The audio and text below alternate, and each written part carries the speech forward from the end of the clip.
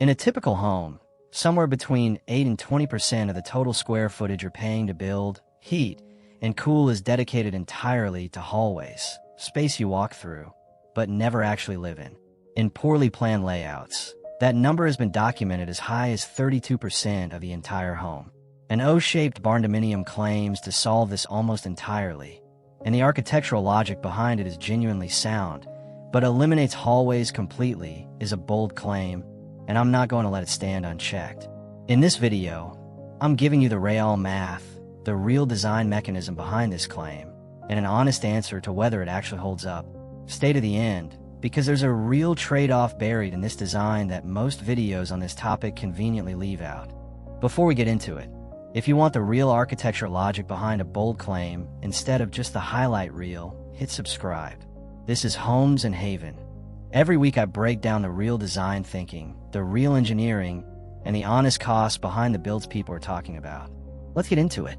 Let's start with the actual numbers, because this is the honest foundation this entire video is built on, not just a talking point.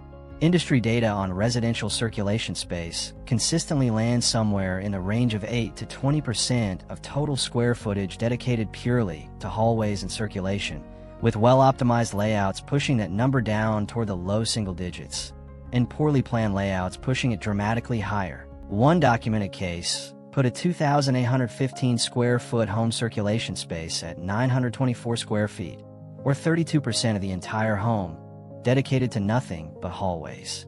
Translate that into real dollars, and the math gets uncomfortable fast.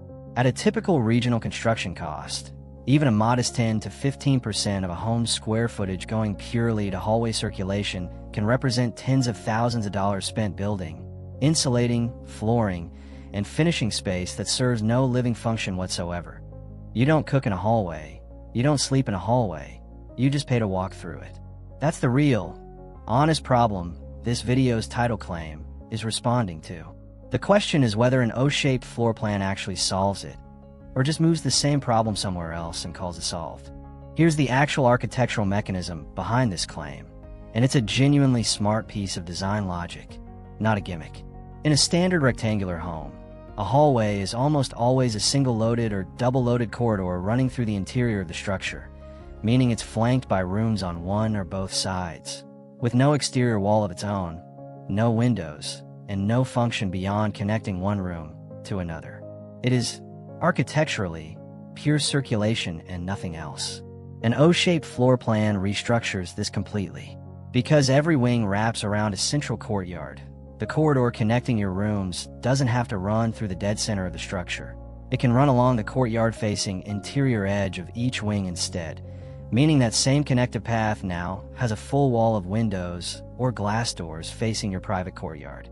That single design shift, moving the circulation path from the interior of the plan to the courtyard-facing edge, transforms a hallway from dead space into what architects typically call a single-loaded gallery corridor. A walkway that's still technically circulation, but is now genuinely lit, genuinely connected to a view, and in a lot of well-executed courtyard designs, wide enough and pleasant enough to function as real display, seating, or plant space in its own right, not just a path from one door to the next. This is the same underlying design logic we've discussed on this channel with other courtyard traditions. A covered walkway wrapping an open courtyard, functioning simultaneously as circulation and as genuinely usable, light-filled space, rather than a hallway serving one purpose and one purpose only. And here's where I need to be direct with you, because eliminates hallways completely and transforms hallways into something more valuable are two genuinely different claims, and most content covering this topic blurs them together. There are actually two distinct ways an O-shaped design can reduce or restructure hallway space, and they come with very different trade-offs. The first is the gallery corridor approach just described. Circulation space still physically exists, running along the courtyard edge, but it's been converted from dead, windowless space into genuinely valuable, light-filled space. This is a real, substantial improvement over a standard interior hallway, but it is not, technically, the elimination of circulation square footage. It's the transformation of that square footage into something worth paying for. The second, more literal approach to actually eliminating hallway square footage is enfilade circulation. Rooms opening directly into one another in sequence, with no connecting corridor between them at all, historically common in palace architecture and grand European homes for exactly this space efficiency reason. This genuinely does eliminate dedicated circulation square footage, but it comes with a real, honest trade-off that mattered enough to fall out of favor in most modern residential design. You have to physically walk through one room to reach another, which means privacy and independent access to any given room depends entirely on which rooms happen to be occupied or in use at that moment. The honest, complete version of this video's title claim is this: a well-designed O-shaped barndominium can eliminate the dead, purely functional hallway almost entirely, replacing it with a courtyard-facing gallery corridor that earns its square footage back as genuinely usable space. And if a specific design also incorporates some direct room-to-room enfilade connections, it can reduce total circulation square footage as well, not just improve its quality. But claiming complete elimination of all circulation space, full stop, glosses over which of these two genuinely different design strategies is actually doing the work in any specific floor plan you're looking at. The reason this concept has real traction in barndominium design specifically comes down to the same structural logic we've discussed on this channel before with courtyard-style layouts generally. A barndominium's clear span engineering already avoids interior load-bearing walls by design, which means the interior partitions defining your rooms and your circulation path are almost always non-structural to begin with, genuinely flexible to reorganize around a courtyard-facing gallery corridor rather than a dead-center hallway, without fighting the building's structural system to do it. And because a barndominium typically starts as one large rectangular or near-rectangular shell, reorganizing that shell into wings wrapped around a central courtyard is a naturally compatible transformation of the existing footprint, rather than a fight against the building type's fundamental shape the way it might be in a narrower, more constrained residential lot. Now let's actually run the honest math, because this is where the real answer to this video's title lies. And it's more nuanced than a simple yes or no. On one side of the ledger, you're genuinely reclaiming real value from space that would otherwise be dead hallway. If a standard-size barndominium would typically dedicate somewhere around 10 to 15% of its square footage to pure circulation, converting that same square footage into a genuinely usable, light-filled gallery space is a real, meaningful improvement in how much of your total build budget is actually working for you as livable space, not just walkable space. On the other side of the ledger, we've covered the honest reality of courtyard-style construction on this channel repeatedly, and it applies just as directly here. A courtyard layout genuinely has more exterior wall perimeter, more roofline complexity, and more corner connections than a simple rectangular footprint with the same total interior square footage. That added shell cost is real, and it's not eliminated just because the interior circulation strategy is smarter. The honest, complete answer: this design doesn't make your total build cheaper than a simple rectangular barndominium. It very likely doesn't, once you account for the added perimeter and roofline complexity. What it does do, honestly and verifiably, is dramatically improve how much of whatever you spend goes towards space you actually experience as a room, a view, or a gathering space, rather than space you experience only as a walk from one door to another. That's a genuine value proposition. It's just a different one than "this saves you money," and it's worth being precise about which claim you're actually making. Being honest means covering the real failure points, the same way we would for any ambitious layout on this channel. Building a gallery corridor too narrow to actually function as anything beyond a hallway is a common, honest disappointment. If that courtyard-facing walkway isn't given genuine width and intention, room for furniture, plants, or real pause and linger space, you simply build a hallway with windows, not a genuinely transformed piece of the floor plan. The width and detailing here is doing the real work, not just the courtyard view alone. There's a real mechanical consequence to this design that deserves direct attention, because it's easy to overlook until your first utility bill. Replacing over 100 linear feet of interior drywall hallway with the same length of floor-to-ceiling glass facing the courtyard introduces a genuinely significant energy load.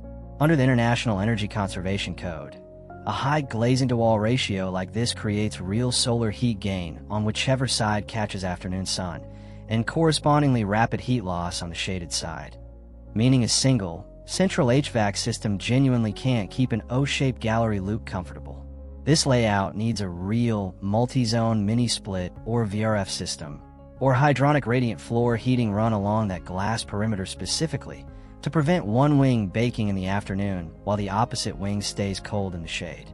Budget for this as a distinct mechanical design requirement, not a standard HVAC package.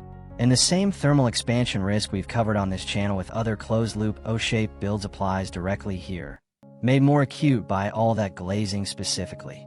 Because the building forms a continuous ring, it expands and contracts inward toward the courtyard as temperatures shift, and if your structural engineer doesn't detail genuine slotted expansion connections and flexible glazing seals at those foreign side corners, that thermal movement will crack drywall, bind sliding doors, and pop window seals right at the corner intersections. Exactly where your new gallery circulation depends on those glass walls staying weather-tight.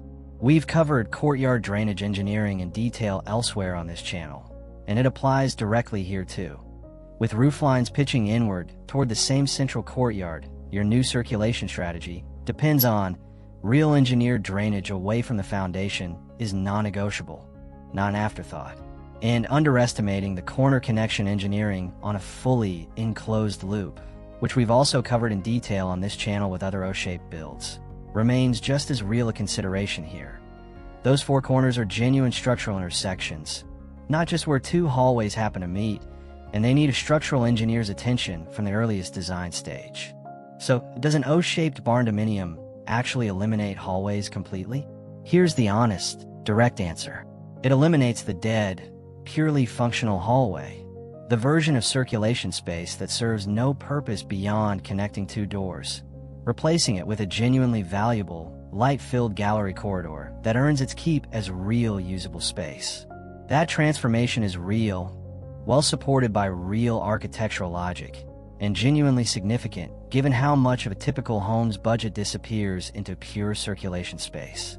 What it doesn't do is make circulation space disappear from the square footage total entirely, unless a specific design also incorporates genuine enfilade room-to-room connections, which carry their own real privacy trade-offs most modern buyers ultimately don't want. And it doesn't make the overall build cheaper. The courtyard's added perimeter and structural complexity is a real cost that offsets, and likely exceeds, whatever hallway square footage gets reclaimed. So the honest version of this title is this. This design doesn't eliminate hallways completely, and any content claiming otherwise without this context is oversimplifying real architecture to make a cleaner headline.